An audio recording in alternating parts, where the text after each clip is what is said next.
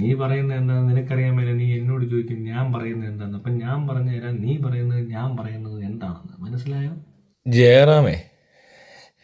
ജയറാമിന് മരുമോളെ കിട്ടിയേക്കുന്നത് ഏതോ വലിയ കലിംഗോ ഏതോ കലിംഗയിലുള്ള പെണ്ണുങ്ങളാണെന്നൊക്കെ പറഞ്ഞുകൊണ്ട് എന്തോ പറയുന്നത് കേട്ടു. ഏത് കലിംഗ എന്നറിയത്തില്ല. ഏത് കലിംഗയിലിരുന്ന അപ്പനാണെങ്കിലും അമ്മയാണേലും അതിനകത്ത് അവിടെ ആ കലിംഗയിലിരിക്കുന്നവരൊക്കെ കല്യാണം കഴിച്ച് കഴിഞ്ഞാൽ ഭയങ്കര പുണ്യമാണ് അത്ര. പുണ്യം.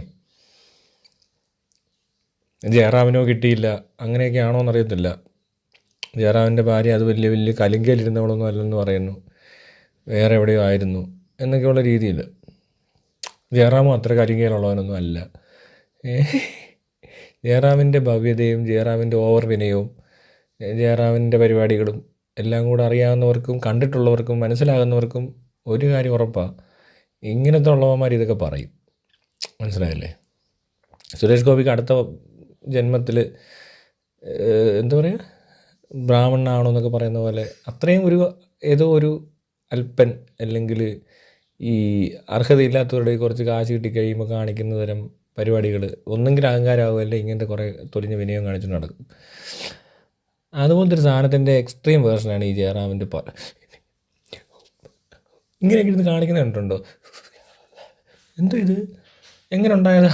ഏത് മനുഷ്യനാണ് ഇതിങ്ങനെയൊക്കെ സംഭവിക്കുന്നത്? അപ്പോൾ ഈ വിനയം കണ്ടു കഴിഞ്ഞാൽ എന്തോ പോലെ പോകും നമ്മളങ്ങ് നാണിച്ചു പോവും. ഇപ്പം ഇയാൾ ആരുടെയെങ്കിലും മുന്നിൽ ചെന്ന് ഇങ്ങനെ വിനയം കാണിച്ച് അയാൾക്കൊരു നാണമായിരിക്കും ഉണ്ടാകുന്നത്. അയ്യോ ഇയാളെങ്ങാനും കയറി വല്ലതും ഇനി വല്ല നക്കുവോ വല്ല എന്താ പറയണ്ടേ എന്തൊക്കെയൊക്കെ ചെയ്യുമോ ഈ പറഞ്ഞ പോലെ വാലാട്ടിക്കൊണ്ട് വന്ന് പട്ടി ഇങ്ങനെ കാലിൻ്റെ ഇവിടെ ഇങ്ങനെ നക്കും. ഈ പ്രദേശം ഉണ്ടല്ലോ കാലിൻ്റെ ആ ഒരു ഏരിയ ഉണ്ട്, ഇച്ചിരി സെൻസിറ്റീവ് അവിടെ വന്ന് നിങ്ങളിങ്ങനെ നക്കും സൂചിപ്പിക്കാൻ വേണ്ടിയിട്ട്. അപ്പോൾ നമ്മൾ അതിൻ്റെ സ്നേഹം മനസ്സിലാക്കി തലയിടണം, ഇങ്ങനെ തടവണം. ഉടനെ ഇങ്ങനെ കിടന്ന് കളിക്കുക. അത് പട്ടിയുടെ സ്വഭാവം. അതല്ലാതെ വേറൊരു ജീവി അങ്ങനെ എന്നാലും ഉണ്ട്. നക്കൊരു ജീവികൾക്കെല്ലാം ഉള്ളതാണ്. അങ്ങനെ വന്ന് നക്കും, ഇങ്ങനെ സോഫ്റ്റ് സ്കിന്നെല്ലാം കറക്റ്റായിട്ട് നക്കുന്നത്. ഇവിടെ നക്കും, ഇവിടെ കയ്യെ നക്കും, പെടലിക്ക് നക്കും, വന്നിട്ട് മുഖത്ത് നക്കും, കാലിലാണ് ആദ്യം നക്കുന്നത്. നിൽക്കുവാണെങ്കിൽ ഇരിക്കുവാണെങ്കിൽ പതുക്കെ പതുക്കെ വന്നിട്ട് പിന്നെ ഇതൊരു നമ്മളെ സന്തോഷിപ്പിക്കാൻ വേണ്ടിയിട്ട് അവരുടെ ഒരു രീതി അത്. പിന്നെ മനുഷ്യർക്ക് അത്രയ്ക്കങ്ങ് വിധേയത്വവും അടിമത്വവും ഒക്കെ ഫീൽ ചെയ്ത് കഴിഞ്ഞാൽ ഇങ്ങനെയൊക്കെ ചെയ്യുമായിരിക്കും. അങ്ങനത്തെ ഒരു ടൈപ്പ് പരിപാടിയാണ് ഈ കാണുമ്പോഴുള്ള ഈ ഷോ.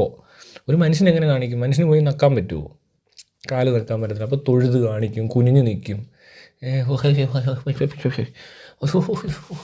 എനിക്കങ്ങ് ഇങ്ങനെയൊക്കെ കാണിക്കും.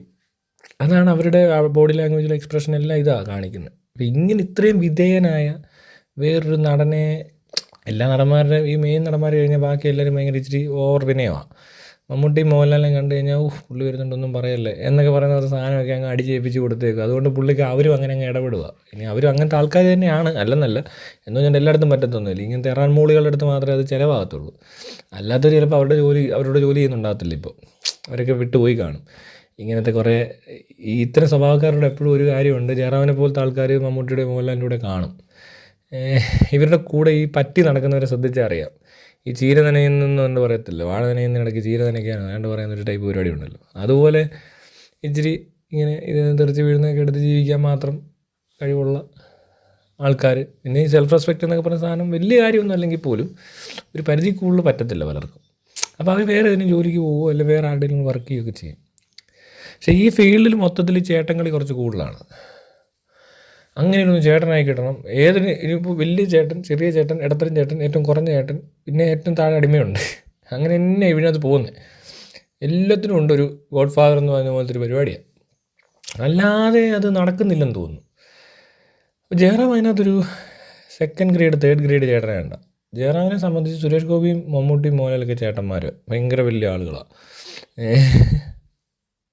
ജയറാം അപ്പോഴും ഇങ്ങനെ ഈ സീനാ.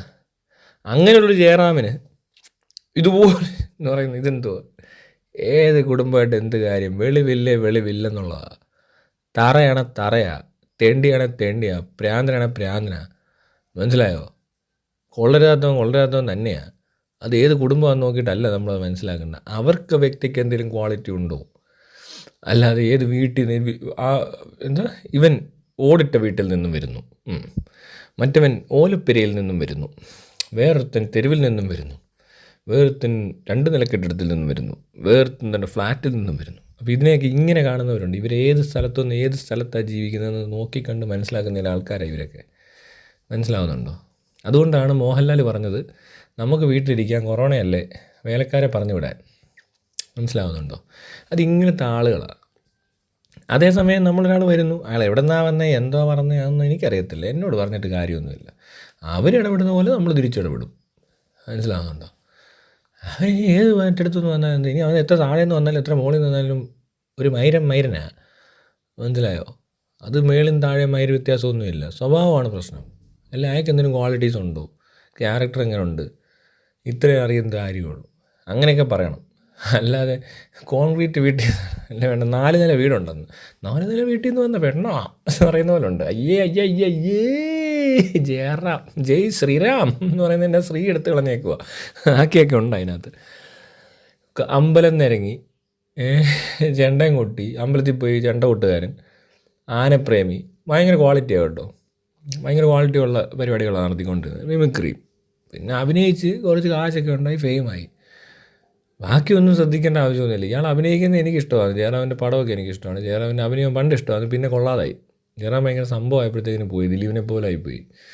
ദിലീപും ഈ ജയറാമൊക്കെ ഒരു നൈസായിട്ട് നിൽക്കേണ്ട ആൾക്കാരാണ്. സിനിമയിലൊക്കെ ആണെങ്കിലും അവരുടെ ഒരു നേച്ചർ അതാണ്, അങ്ങനെ അവരെ കാണേണ്ട കാര്യം. അല്ലാതെ അവർ ഭയങ്കര സംഭവമാണെന്നും പറഞ്ഞുകൊണ്ട്. ഈ മോഹൻലാലും അങ്ങനെ തന്നെയാണ്. മമ്മൂട്ടിക്കേ ഉള്ളൂ ആ ഒരു ഈ മാസ് കാണിക്കാനുള്ള ഒരൊറ്റ ഒരാൾ കേരളത്തിൽ. പിന്നെ ഇപ്പം കാണിക്കുന്ന ഫഹദ് ഫാസിലേ ഉള്ളൂ. ദുൽഖറിനൊന്നും അത്ര മാസ് വരത്തില്ല. അവരുടെ ഒരു പൃഥ്വിരാജിന് പറ്റും. പൃഥ്വിരാജ് കൽപ്പിച്ചൊക്കെ നിന്ന് ഒരുപാട് നടക്കുന്നുണ്ട്. പൃഥ്വിരാജിന് മറ്റേതാണ് പറ്റാത്ത. ഇവന്മാർ കാണിക്കുന്ന പണി പൃഥ്വിരാജ് പറ്റത്തില്ല. എന്നാൽ പൃഥ്വിരാജ് രണ്ടും കാണിക്കാൻ നോക്കുകയും ചെയ്യും. മോഹൻലാലിന് പഠിക്കുമല്ലേ. അതേസമയം ആ കലിപ്പ് സീനൊക്കെ ഇപ്പോൾ ഫഹദ് ഫാസിൽ പിടിച്ചാൽ നടക്കുന്നുണ്ട്. അല്ല വേറെ ഒരുത്തിനും അതിനുള്ള ഇല്ല. അതേസമയം ഇവരൊക്കെ അങ്ങനെ പോയാൽ പോരെ. ഉടനെ എന്തിനാണ് ഇതെല്ലാം കൂടെ കയറി ചെയ്യാൻ പോകുന്നത്? മമ്മൂട്ടി ചെയ്തതല്ലേ എന്തിനാണ് ഈ മോഹൻലാൽ ചെയ്യുന്നത്? എനിക്കറിയത്തില്ല.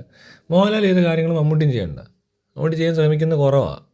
അങ്ങനെ ശ്രമിക്കത്തില്ല, ആ രീതിക്ക് ശ്രമിക്കത്തില്ല. തമാശ പോലെയൊക്കെ കാണിക്കത്തെ നോക്കുന്നുണ്ട്. അങ്ങനെ അത് കണ്ടറിയാം, സിനിമകൾ കണ്ടറിയാം. കൂടുതലും പുള്ളിക്ക് പറ്റുന്ന കാര്യങ്ങളാണ് പുള്ളി കൂടുതൽ ചെയ്തേക്കുന്നത്. പറ്റാത്ത പണിക്ക് നിൽക്കാറില്ല. സെയിം ജയറാം, ജയറാം, പിന്നെ സുരേഷ് ഗോപി ചെയ്യുന്നത് ഈ കോമഡി ചെയ്യാൻ നോക്കുക. എന്നിടയ്ക്ക് കയറി സുരേഷ് ഗോപി, മോഹൻലാൽ, ദിലീപ്, ഇവരെല്ലാം ദിലീപിന് പറ്റുന്ന പണിയെന്ന് പറഞ്ഞാൽ ദിലീപ് ഈ കോമഡിയൊക്കെ കാണിച്ചിട്ട് നൈസ് പരിപാടികൾ, ചാന്തോട്ട് വരെയൊക്കെ ഓക്കെയാണ്. അല്ലാതെ ലയണ് മറ്റേത് മറിച്ചതെന്നൊക്കെ പറഞ്ഞ് വരുമ്പോഴത്തേക്കിന് കുളവാണ്. പിന്നെന്താ മറ്റേ ഇത് CID മൂസ, ഇങ്ങനത്തെ മറ്റേ എന്താ പറയണ്ടേ, പന്ന കോമഡി കാണിച്ച് നടക്കാനാണെങ്കിൽ ഒരു കുഴപ്പമില്ല. അതിനകത്ത് ഹരിശ്രീകൃഷ്ണനൊക്കെ പറ്റും. അല്ലാതെ വേറെ സംഭവം കാണിക്കാൻ ഇങ്ങോട്ട് വരുമ്പോൾ അതൊന്നും അതിനുള്ളൊരു ഒരു ശബ്ദം പോലും ഇല്ലെന്ന്, കാണാനൊട്ടും ഇല്ല. എത്ര മേക്ക് ഓവറിനൊക്കെ ഒരു പരിധിയില്ലേ? മേക്കപ്പിന് ഉള്ള പരിധികൾ കഴിഞ്ഞു. മേക്ക് ഓവറുണ്ട്, അതിനും പരിധിയില്ല. VFXന് പരിധിയില്ലേ? അതൊക്കെ ഉണ്ട്.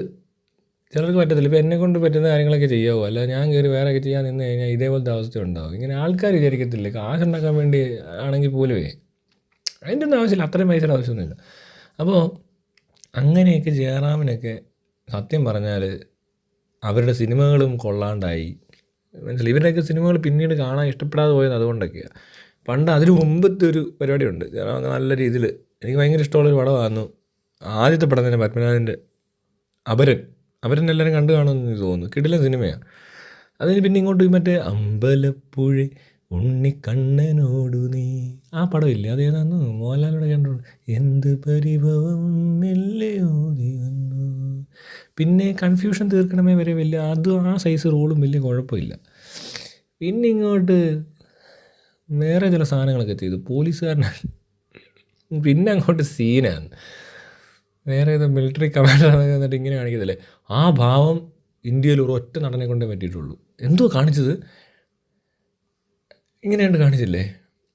സുരേഷ് ഗോപി കണ്ട് ഡയലോഗ് അടിക്കുമ്പോൾ ഇവൻ മറ്റവനാണ്, ഇവൻ മറച്ചവനാണ്, ഇവൻ്റെ തലയിൽ തേങ്ങ വീണിട്ടുണ്ടെന്നൊക്കെ പറയത്തില്ലേ.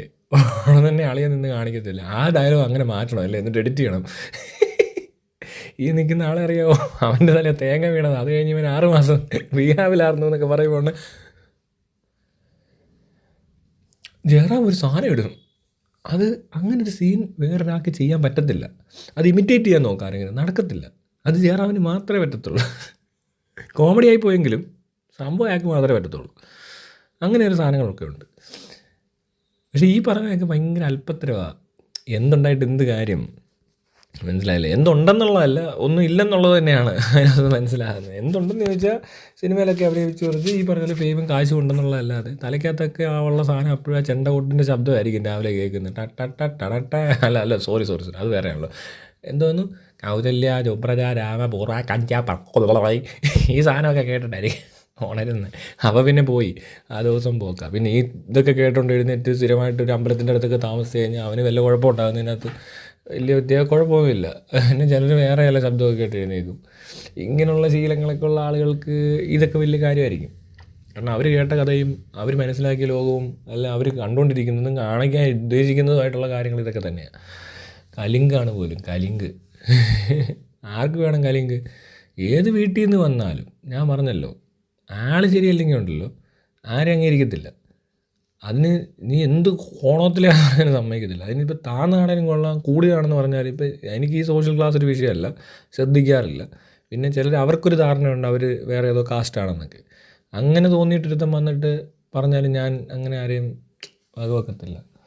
അങ്ങനെ ആളില്ല, അതുകൊണ്ടാണ്. അങ്ങനെ ആളെ വേണ്ട ഇവിടെ, മനസ്സിലാവുന്നുണ്ടോ?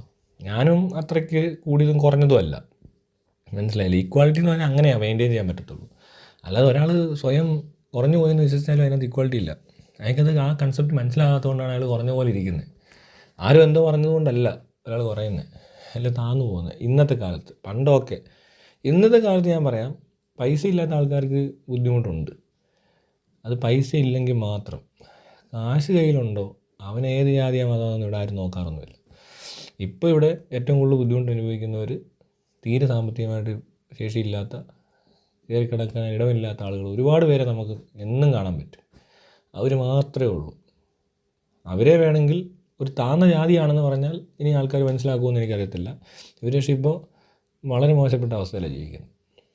അത് ജാതി മതഭേദമന്യേ മനസ്സിലാക്കണം.